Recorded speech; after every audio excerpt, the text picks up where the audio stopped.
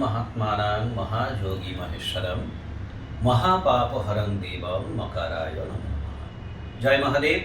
Nabadisha YouTube চ্যানেলে আপনাদেরকে স্বাগত জানাই। শিবরাত্রি প্রক্রিয়া চলছে, সামনেই শিবরাত্রি। সেই শিবরাত্রি চলাকালীন সাতমুখী রুদ্রাক্ষ ধারণ করতে হবে এবং কিভাবে ধারণ করতে হবে সেই বিধি অনেকে জানতে চাইছেন। তো সাতমুখী রুদ্রাক্ষ পরার নিয়ম যদি শিবরাত্রির সময় পরা হয় তো শিবরাত্রির সময় বিধি মতন পঞ্চামৃতে স্নান করিয়ে তার প্রাণ প্রতিষ্ঠা করিয়ে নিতে হবে। বিভিন্ন জ্ঞানী গুণী পণ্ডিত ব্যক্তিদের সহায়তা অবলম্বন করে সকালবেলা স্নান সেরে বিশেষ করে উপবাসী থেকে পবিত্র মনেতে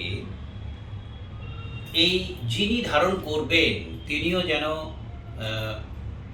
এই ওম হোম নমঃ এই মন্ত্রটা 108 বার জপ করেন। সাতমুখী রুদ্রাক্ষ বিধি মতন যখনই ওই রুদ্রাভিষেক হবে শিবরাত্রির সময়, সেই রুদ্রাভিষেকের সময় রুদ্রাক্ষকে প্রথমে রুদ্রাক্ষকে নিয়ে একটি তেলের মধ্যে অনেক আগে থেকে অন্তত 24 ঘন্টা যদি ডুবিয়ে রেখে দেওয়া যায় তাহলে তার গুণটাকে বৃদ্ধি পায় এবং সেই তেল থেকে তুলে নিয়ে ভালো করে ধুয়ে কোনো জুয়েলারি শপ থেকে সেটাকে বাঁধিয়ে নিতে হবে সোনা অথবা রূপো দিয়ে।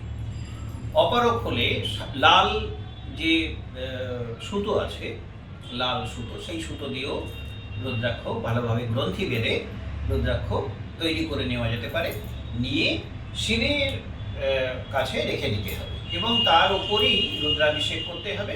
তারপরে রুদ্রাক্ষকে বের করে নিয়ে পরিষ্কার করে শুদ্ধ জলে ধুয়ে পঞ্চামৃতে আবার স্নান করিয়ে আবার তাকে জলে ধুয়ে, এটা পণ্ডিত মশাইদের প্রক্রিয়া।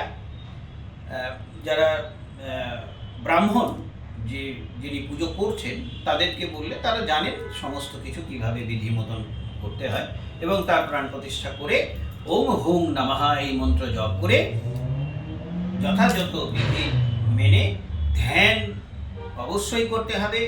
দেবাদিদেব আদিগুরু মহাদেব আদিযোগী তিনি ধ্যানের দেবতা, অবশ্যই ধ্যান করতে হবে। ধ্যান করলে মনের প্রসন্নতা বৃদ্ধি হয়, একাগ্রতা বৃদ্ধি হয়, চিৎ শক্তির উৎপন্ন হয় এবং এইভাবে ধারণ করা উচিত সাতমুখী রুদ্রাক্ষ। ভালো থাকবেন। আর একটা কথা, যদি সাতমুখী রুদ্রাক্ষ সম্বন্ধে বা নেওয়ার কোথা থেকে নেওয়া হতে পারে বা এই সম্বন্ধে আমি আর একটা ভিডিও করব, কোথা থেকে নেবেন বা কিভাবে করবেন সেই সম্বন্ধে আমি অবশ্যই বলে দেব। জয় মহাদেব, ভালো থাকবেন।